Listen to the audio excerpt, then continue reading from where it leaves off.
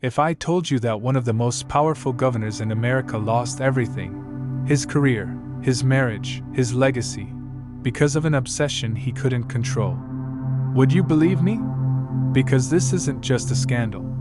It's the story of a man who ruled like a king and fell like one.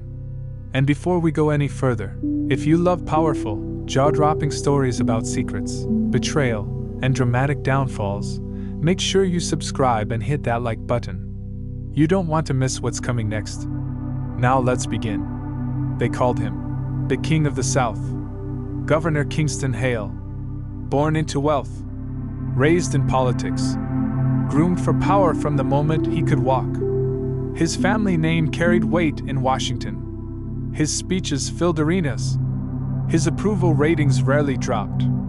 He had the perfect image: strong leader, devoted husband, father of two, champion of economic reform. But behind the cameras, behind the polished smile, Kingston Hale had a weakness, an obsession. He was intensely drawn to dark-complexioned women, not quietly, not respectfully, obsessively. It wasn't something he announced publicly, of course, but those who worked closely with him saw the pattern. Young women hired into advisory roles, private, cultural outreach retreats, diversity initiatives with suspicious budgets, and always the same type of woman invited into his private circle. At first, it was gossip. Then it became whispers. Then it became evidence. Because someone was watching. Her name was Maya Sinclair. Officially, she was hired as a diversity and ethics consultant assigned to review the governor's outreach programs.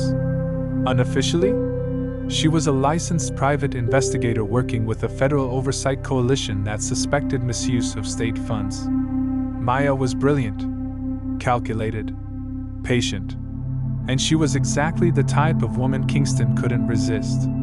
The first time they met, the room felt different. Kingston extended his hand confidently. "Maya Sinclair, I've heard impressive things." She held his gaze just a second longer than most people dared to. "I'm sure you have, Governor." There was something in her tone. Not flirtation. Challenge. And Kingston Hale loved a challenge.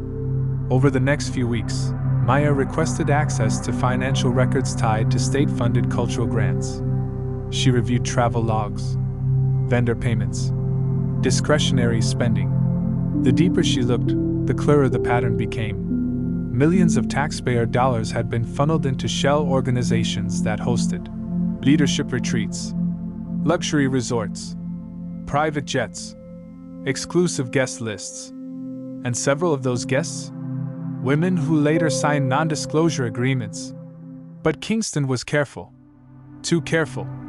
There were no direct transfers labeled personal. No obvious red flags. Just a maze of approvals signed by the governor himself. So Maya did what great investigators do. She got closer. Private briefings turned into late-night discussions. Policy debates turned into shared drinks. Professional distance blurred into personal tension. One evening, in his high-rise office overlooking the city lights, Kingston stepped closer to her than protocol allowed. "You're different," he said quietly. "Different how?" Maya asked. "You don't seem impressed by power." She didn't step back. "Power doesn't impress me. Integrity does." That should have ended it. But instead, it began. Their affair was discreet. Encrypted messaging apps, alias hotel reservations, state-funded trips masked as economic conferences. What Kingston didn't know was that every meeting, every message, every whispered confession was documented. Because Maya had federal authorization from the very beginning.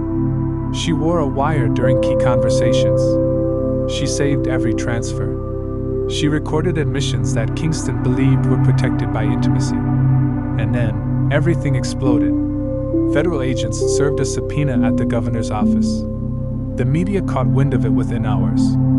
Financial misconduct, misuse of public funds, obstruction of oversight. And when investigators revealed that one of the central witnesses was a woman the governor had been secretly involved with, America froze. court transcripts exposed private messages.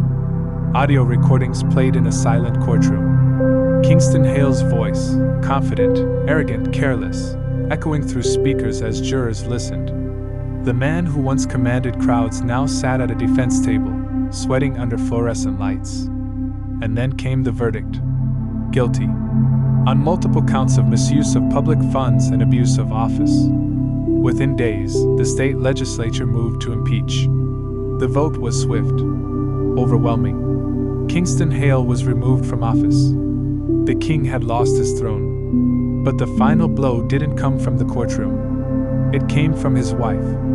Evelyn Hale had stood beside him for 22 years. She had helped craft his speeches, strengthened his campaigns, defended him during earlier rumors. But this time, the evidence was undeniable. On the courthouse steps, with cameras flashing and reporters shouting questions, Evelyn stood tall. "I have filed for divorce," she announced calmly. "Leadership without integrity is corruption, and I will not defend it." The silence that followed was louder than any applause he had ever received. If you're still watching at this point, drop a comment with, "I'm still here." I want to see who's truly following this shocking story. Because here's the part most people don't talk about. Maya Sinclair could have ended the investigation months earlier. She had enough evidence. But she stayed.